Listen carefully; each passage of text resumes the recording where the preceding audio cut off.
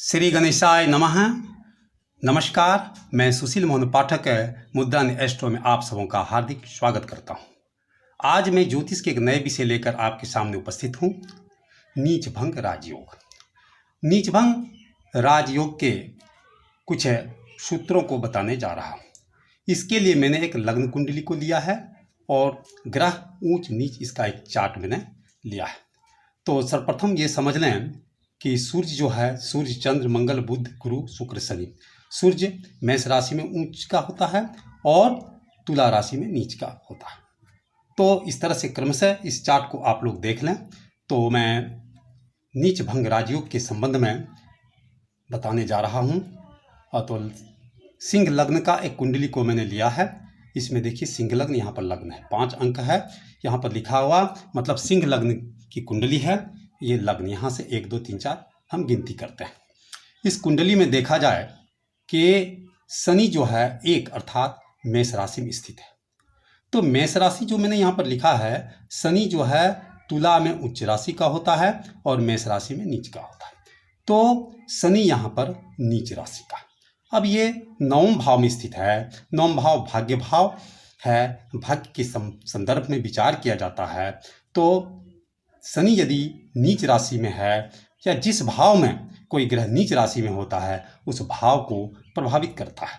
तो इस कुंडली में 9वें भाव में शनि स्थित है तो भाग्य भाव को प्रभावित करता है। लेकिन अब ये देखना होगा, क्या शनि सिर्फ नीच भाव में है, क्या इसका नीचत्व समाप्त हो जा रहा है? इसके लिए विश्लेषण करने जा रहा है। तो शनि 9वें भाव में है। यहाँ पर 1 अंक लिखा हुआ। 1 अंक का मतलब है मेष राशि। तो पहला सूत्र है कि यदि जिस भाव में कोई ग्रह नीच में बैठा हो, नीच राशि में हो, उस राशि का स्वामी यदि उसी भाव में स्थित हो, जैसे मेष का स्वामी मंगल होता, अगर मंगल इसी स्थान पर इसी भाव में बैठा होता तो शनि का नीचता जो है समाप्त हो जाता, शनि का नीचता भंग हो जाती। अब पहला सूत्र है।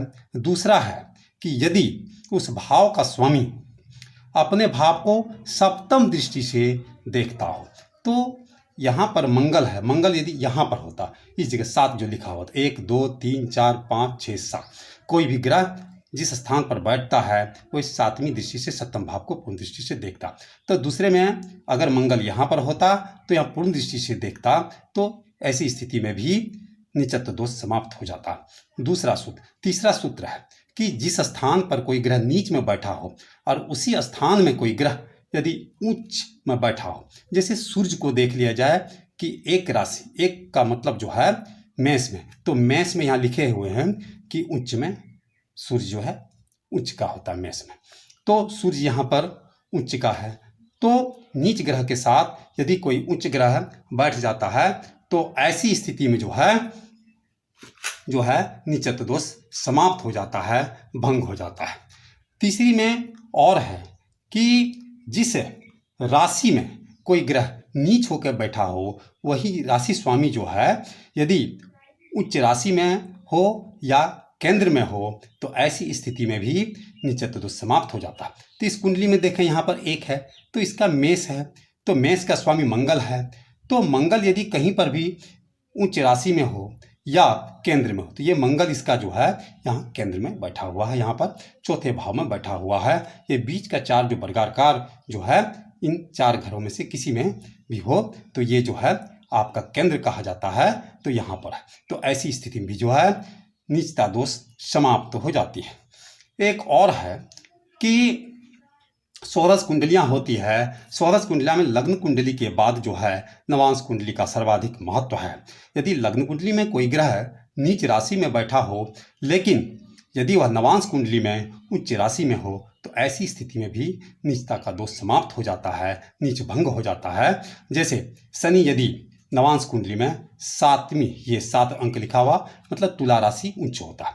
अगर नवांश कुंडली में किन्हीं का सप्तम भाव में, सप्तम भाव नहीं, ये 7 अंक कहने का मतलब तुला राशि में स्थित हो, तो अगर वहाँ शनि बैठा हो तो ऐसी स्थिति में भी शनि की निष्ठा भंग हो जाती है। निष्ठा भंग हो जाने के बाद जो है जो उसका अशुभ प्रभाव है वह समाप्त हो जाता है और शुभ प्रभाव देता है। नीचता भंग, नीचत्व का गुण समाप्त हो जाता है।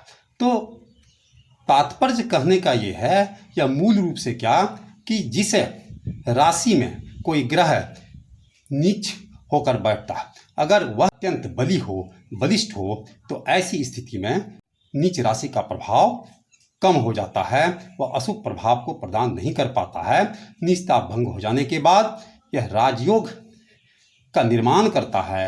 राजयोग का मतलब है जीवन में सुख, समृद्धि, पद प्रतिष्ठा को प्रदान करना। कहा भी गया है कि ग्रह के कारण ही जीवन में बहुत कुछ प्राप्त होता है। फलित के आचार्यों ने कहा है, ग्रहा राज्यम परीक्षन्ति ग्रहा राज्यम फलन्ति च। ग्रह के कारण ही लोगों को राज्य की प्राप्ति होती है और ग्रह के कारण ही हरन्ति, वह ग्रह के कारण ही राज्य का हरण हो जाता है। तो कहने का मतलब है कि यदि ग्रह राजयोग का निर्माण कर रहा जन्म कुंडली में, तो लोगों को पद प्रतिष्ठा ऐश्वर्य की प्राप्ति होती है। और ग्रह के कारण ही जैसे केंद्रुम आदि योग का यदि निर्माण होता है, तो जीवन में जो हरण हो जाता है अर्थात भाव रहता है। तो यदि यह वीडियो आपको पसंद आया हो तो इसे लाइक करें, कमेंट करें, शेयर करें एवं मेरे चैनल को सब्सक्राइब कर मुझे प्रोत्साहित करते रहें। अंत में मैं कहना चाहूँगा, सर्वे भवन्तु सुखिनः, सर्वे सन्तु निरामया। धन्यवाद।